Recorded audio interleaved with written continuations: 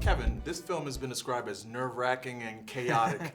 You yourself, when you played, you were an intense player. How easy was you transitioning from playing yourself in this movie as your debut role? I did not have any problems at playing myself. He was very at ease. A lot of the situations, from being in the jewelry store to whatever it was, the interaction, I felt like I could relate. And again, the synergy on the set with everybody, and just how easy and copacetic things were, very transparent. But I'm a guy who prepares. You know, obviously in the league, playing a long time, you have to prepare for players. This was no different. I had to prepare for scripts and come in with a certain mindset. So yeah, it was very similar. And how were you set up with, you have Adam, who's an icon in the business, and the Safdie brothers, who are really hands-on on how they go about things. How was the process on this film coming together? It was in the other room, I sat there and heard Josh talk about how all this came together and the people that they want to be able to implement in the story, and how they started off with a list and what the finishings were. And it was an interesting story because you forget that you're one of on a list, and with that responsibility, you want to do well, you want to be able to come through.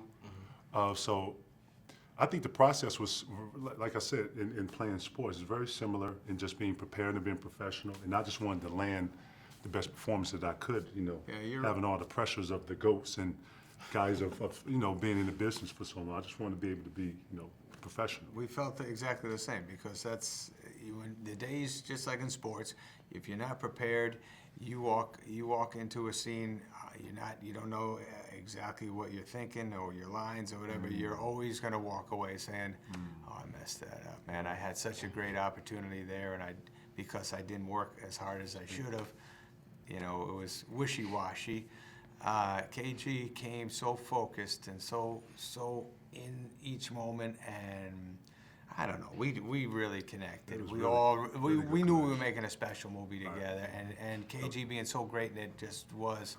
It floored all of us. We couldn't believe. We love him as a guy, but as an actor, it was shocking how cool he was, and in each scene he was. And Adam, for yourself, this is kind of like, you're going a little bit left here. Yes. Usually you're known for comedy, but this character is very aggressive, loudmouth. Yes. Just talk about this character and how it's just different than what you're normally known for. It's just the way it was written, and I had fun being this guy, and he was kind of just said whatever was on his mind, and he lied every 5 seconds, and he made up stories, but he's just driven guy. It was interesting to be the guy. And how did Mike Francesa get actually involved in the film?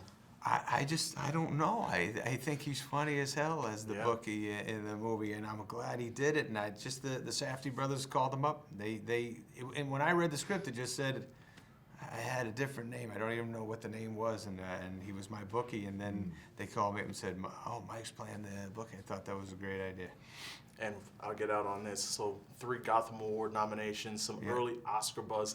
In a quiet moment, does it ever creep up into your mind of like, could this be the one where... I gotta tell you, I mean, people say it to me, and then I don't know. I don't even know what I'm supposed to say, man. I don't think about it that much. I'm really psyched how great the movie is. And when I watch people leave the theater, you do these little screenings, and people walk out after they see it, and they look a little like, what the hell did I just see? That's been the exciting part. The Oscar stuff, I'm sure that would be fun, but I don't think about it too much. Excellent, gentlemen. Thank you very much for your time. All right, good to see you. Great job.